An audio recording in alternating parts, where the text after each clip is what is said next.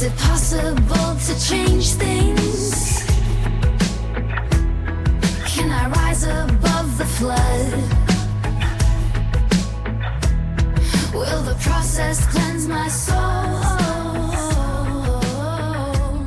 Or is it always... Hey guys, I want to welcome everybody back to the In the Blood podcast. Today is Friday, February 7th, 2025.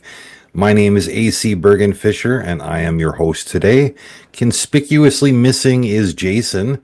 He's got a, well, I don't want to go into any details. It's his story to tell, but he's got a crisis he's dealing with, and hopefully he will be back to join us soon. Very soon. Next week, hopefully. Anyways, before I begin, I want to dedicate this episode to my friend Arlene. Arlene uses a wheelchair and she struggles with some fairly extreme physical challenges. She also has a speech impediment, which means that a lot of people assume that she's not capable, not intelligent, or sometimes not even aware of what's happening around her. But the truth is that Arlene is one of the most normal people I know. She has thoughts, opinions, a fantastic sense of humor, and she's got frustrations just like any of the rest of us. She doesn't want pity. She doesn't want to be called inspirational just for living her life. She wants to be treated like a normal person because she is one.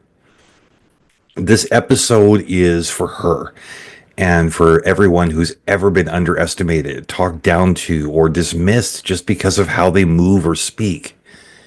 I think it's time that we rethink the way that we see disability and start treating people with the respect they deserve. Now, I think most of us try to be kind, thoughtful, and supportive toward people with disabilities. We hold doors open, we offer assistance, and in general, we try to make things more accessible. But sometimes, even with the best intentions, we end up being condescending instead of helpful. Today, I want to talk about something that happens far too often, how our society infantilizes and patronizes disabled people. I'm not talking about deliberate cruelty or discrimination, though these are real ongoing issues.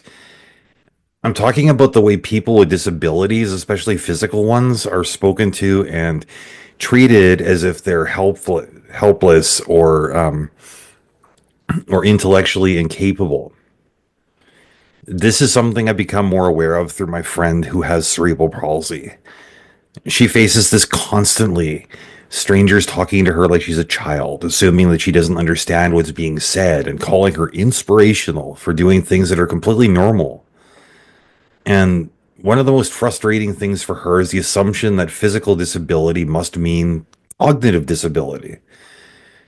Now, before we go any further, I want to share a short audio clip from her expressing how she feels about this firsthand. Now, she does use a speech synthesizer, so that's what's happening.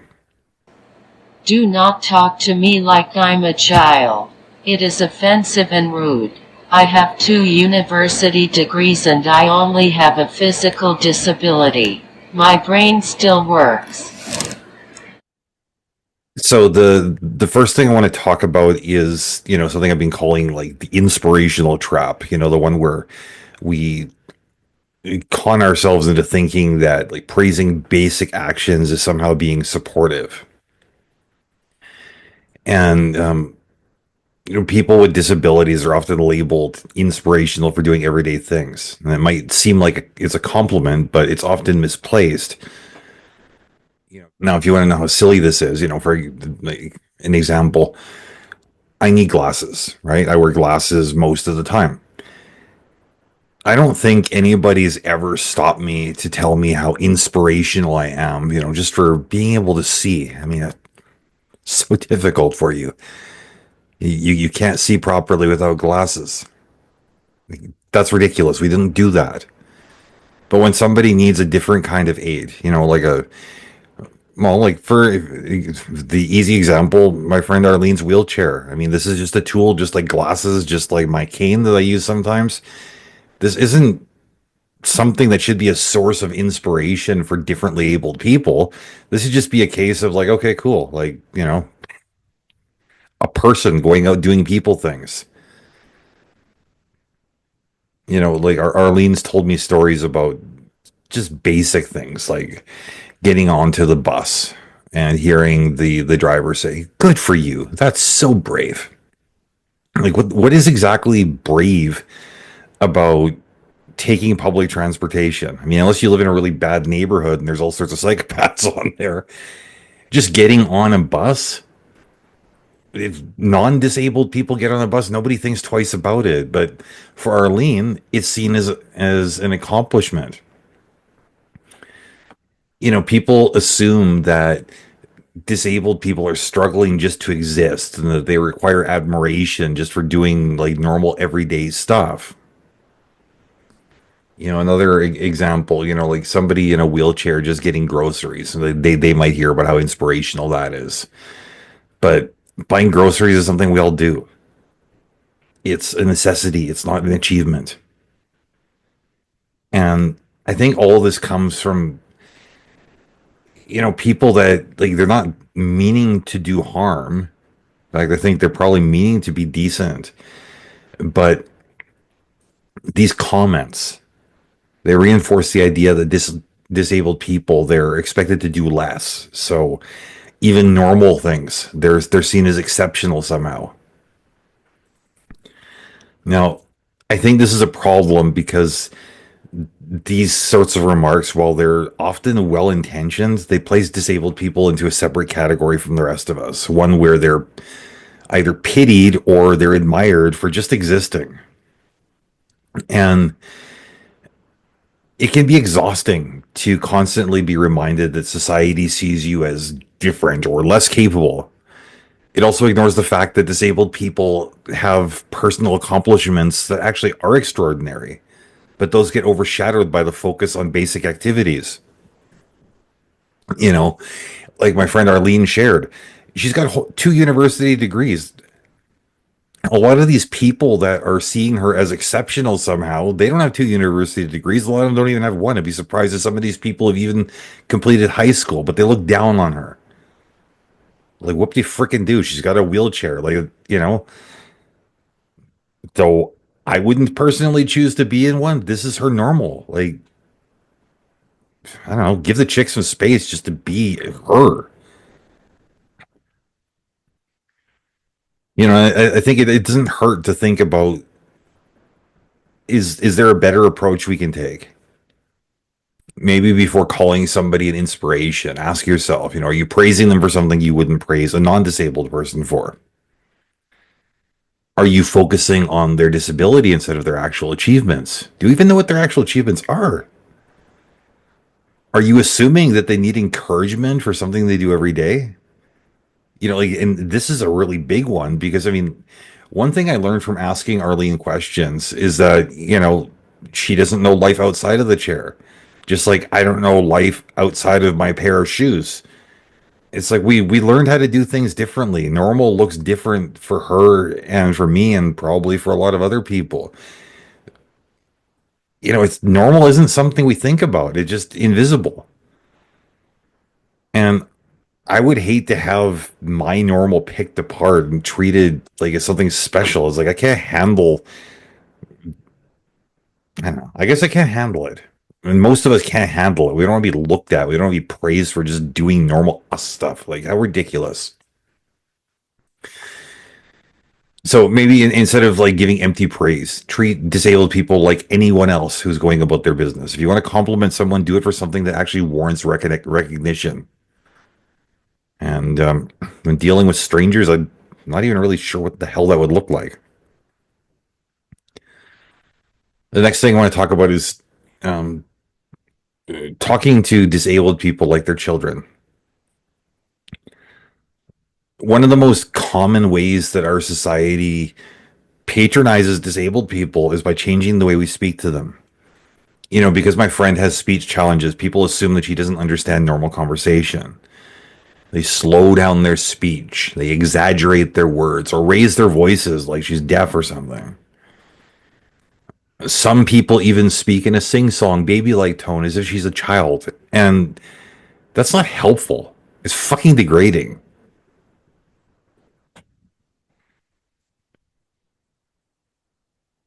You know, think about like if you're at a restaurant and instead of speaking to you, the server turns to the person you're with and asks what you'd like. This is something that happens constantly to disabled people. Others assume that they can't speak for themselves. It also happens with job interviews, medical visits, and daily interactions. A wheelchair user might get ignored while their companion is asked questions about them. I don't know about you, but I would hate that if somebody just ignores the fact that I'm there and talks about me rather than to me. Someone with speech disorder might have their words dismissed, even if they're perfectly understandable. And I think this is harmful because it strips away the dignity and autonomy of the person in question. I don't think anyone wants to be treated like they're invisible or incapable. This reinforces the false idea that a physical disability and an intellectual disability always go hand in hand. It also makes social interactions frustrating and exhausting for disabled people who have to be seen as competent. It's one of the things that kind of caught me off guard when Arlene and I first started getting to know each other. Is I sometimes have a bit of a harsh sense of humor, and I cracked a joke that as soon as it came out of my mouth, like, oh my God, I can't believe you just said that. And she started to laugh. And she later thanked me because even though, like, this to a bystander might have seemed like I was just really insulting this poor girl in a chair, she appreciated it because she said it was the first time somebody had talked to her like she was a person, not like she was a person in a wheelchair. And even now, that really hits me hard because I can't imagine what it would be like being completely starved for my own humanity.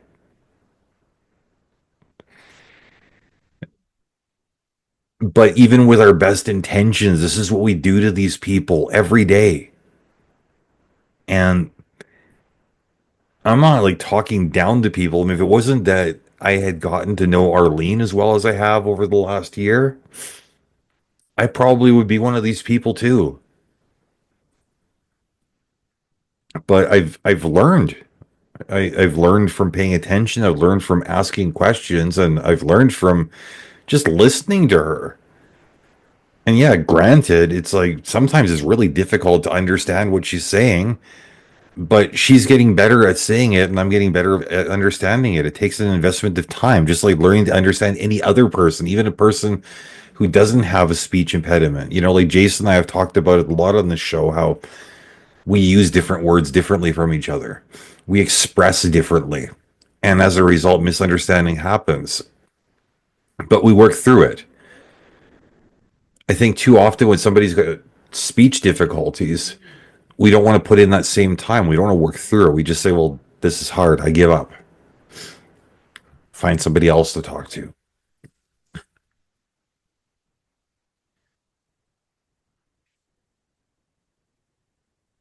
Anyway, sorry for that emotional side trip. I think a better approach would be, if we learn to speak directly to the people involved. If they need help, or if they need you to clarify what you're saying, they'll let you know. Never, ever, ever assume that somebody having a speech disorder means that they are lacking in intelligence. Another thing I've learned from Arlene is that while she may struggle to get her words out, when she's using her mouth, when you start texting with this woman, she is sharp. One of the smartest people I know. It's not often that I come across somebody who I feel stupid or uneducated around, but when I'm texting with her, quite often that's the case. She is sharp. And the fact that anybody could dismiss the sharpness, that they could miss out on the sense of humor, that they could miss out on this wonderful person just because they assume she's an idiot because she can't speak like the rest of us. God, I don't know who's missing out more, her or the people that are making these assumptions. You know, if you're struggling to understand someone, be patient. And remember, there's a huge difference between respectfully asking someone to repeat themselves and treating them like they don't understand basic conversation. You know, this still comes up quite often. Is like if I'm visiting Arlene and she says something, she could repeat herself 10 times in a row. It's like, I don't understand what the fuck you were saying. Can you text it to me? And she'll laugh and she'll text it to me. And it's really funny because sometimes I read the text like, how did I miss that? It all seems so obvious now. Okay, the next thing is the burden of assumptions. A lot of people assume that if a person has trouble speaking, moving, or controlling their body, they must have trouble thinking as well. And my friend has encountered this many, many times over the years. She continues to deal with it. She has people talk over her. They dismiss her ideas and they assume she couldn't possibly have a deep or intellectual opinion on something. And I think this happens because our society tends to equate intelligence with speech and movement. When people see a physical difference, they assume it must mean a mental difference too. And this isn't just ignorant, it's harmful. It leads to exclusion from conversations, from job opportunities, and social situations.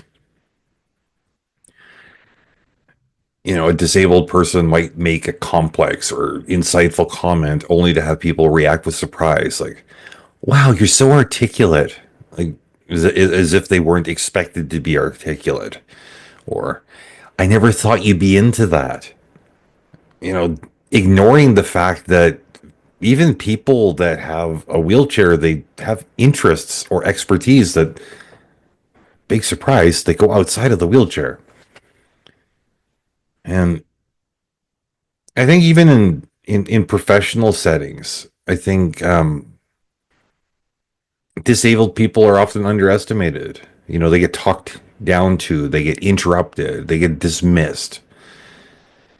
And the skills that they might have are overlooked in favor of assumptions about the limitations they must face. You know, instead of making assumptions, let disabled people define their own capabilities. If you wouldn't say something to a non-disabled person, don't say it to a disabled person.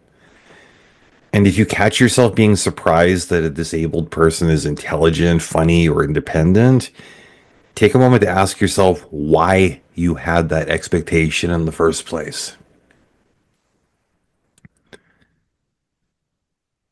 So, to wrap things up, the way we talk to and about disabled people matters. Being well-intentioned isn't enough if your words and actions reinforce harmful stereotypes. Respect means seeing someone as a whole person, not as an inspiration and not as someone to be pitied. If you're not sure how to interact with someone who has a disability, start with this. Treat them like any other person. Speak to them, not at them. And most importantly, listen. Anyways, thanks for taking the time for this. And until next week, my friends, much love.